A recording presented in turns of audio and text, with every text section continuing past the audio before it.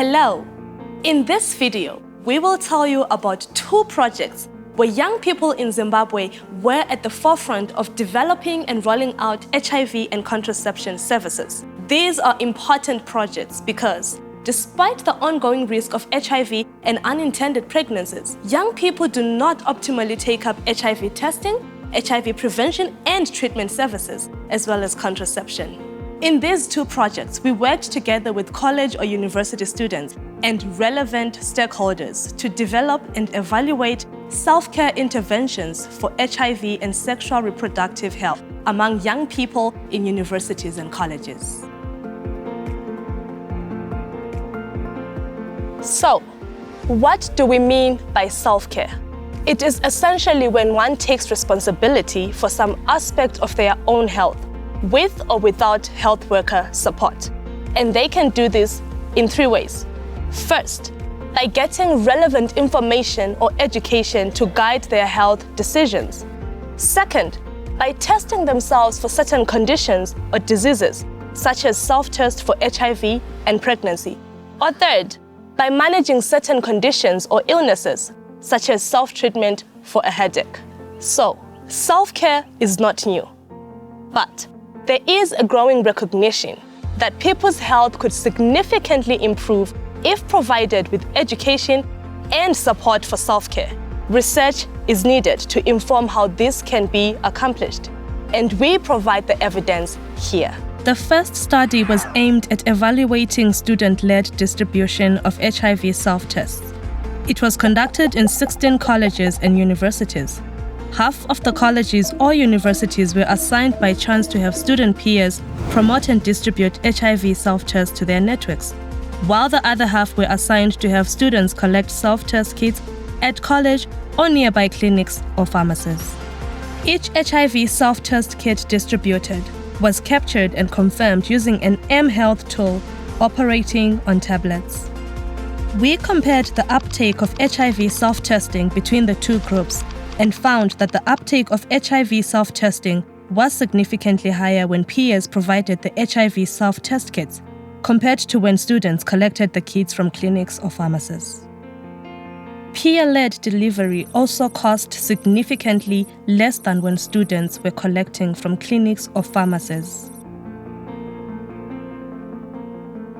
We as students feel comfortable around each other and going to the hospital to get these kits from the nurses or even talking about sex. We can't do that because we feel they'll judge us. But as youngsters, we won't judge each other because it's normal. In the second study, we expanded the commodities available to students.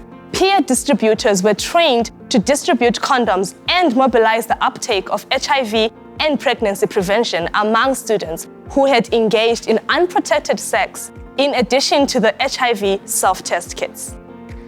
For HIV prevention, the student peers mobilized the uptake of HIV post-exposure prophylaxis, which is shortened to PEP, while for pregnancy prevention, they mobilized the uptake of emergency contraception. So, what is HIV PEP? HIV PEP is medicine that is taken to prevent HIV after a possible exposure, such as unprotected sex with someone who has HIV. It must be taken as soon as possible after exposure, and not in more than 72 hours. What is emergency contraception?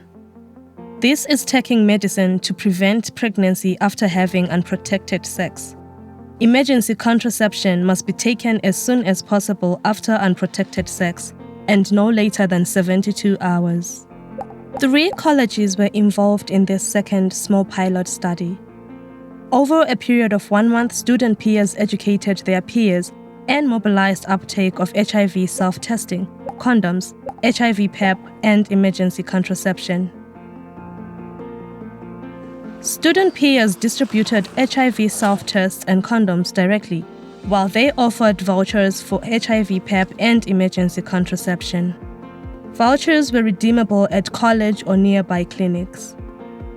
We found that out of 2,896 students, 641, that is 22.1%, took up HIV self-testing.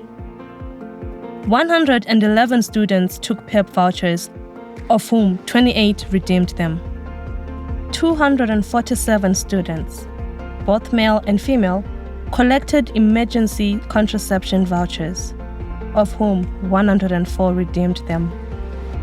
In qualitative research, students said uptake would improve if all products were directly distributed by student peers. Importantly, qualitative studies highlighted the importance of training health workers on providing non-judgmental services.